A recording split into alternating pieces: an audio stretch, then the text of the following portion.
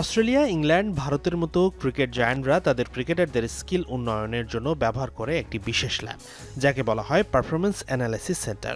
কোনো ব্যাটার বা বোলারের টেকনিকে উন্নতি করতে শরীরে সেন্সর বসিয়ে অত্যাধুনিক ক্যামেরার সামনে ব্যাটিং বোলিং করে খুঁজে বের করা হয় টেকনিকের সমস্যা। তবে বাংলাদেশে নেই এমন কোনো সুব্যবস্থা, কিন্তু সেই ঘাটতি এবার দূর করতে যাচ্ছে বিসিবি। পারফরম্যান্স অ্যানালাইসিস সেন্টার গঠনের জন্য বাজেট অনুমোদন করেছে বোর্ড। আগামী ৫ থেকে ৬ মাসের মধ্যেই মিরপুরের হোম অফ ক্রিকেটে প্রস্তুত হবে এই সেন্টার, বলছেন বিসিবির game development chairman Fahim Sinha. আমরা একটা অ্যানালাইসিস সেন্টারের চিন্তা ভাবনা করেছি, বোর্ডে ওটা অ্যাপ্রুভ হয়েছে। এখন জাস্ট আমরা ওইটা সেট আপ করতে যতদিন লাগে, এটা আশা করি এই বছর মানে আপনার ৫-৬ মাসের মধ্যে হয়ে যাওয়া উচিত, হয়ে যাবে, তার আগেই হয়ে যাবে।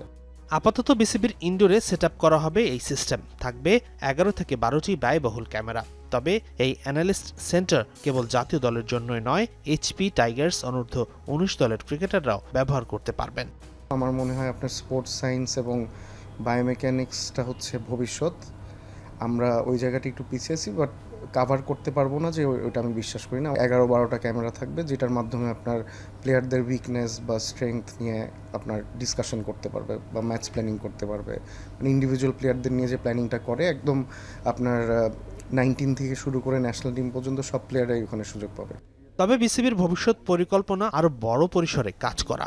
দীর্ঘদিনের দাবি পূরণ করে সেন্টার অব এক্সিলেন্স নির্মাণ কাজ শুরু করার পরিকল্পনা করেছে বোর্ড, যেখানে থাকবে ক্রিকেটারদের জন্য অত্যাধুনিক সব সুযোগ সুবিধা, indoor swimming pool, gym, recovery centre, এমন সব ফ্যাসিলিটিসগুলো। তবে পরিকল্পনা এখনো প্রাথমিক পর্যায়ে আছে।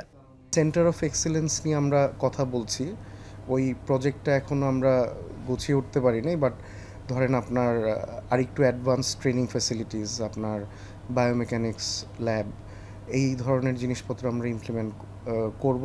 হাসিনুর রহমান, যমুনা স্পোর্টস, ঢাকা। মানে খুব বেশি দিন যেহেতু হয় নাই।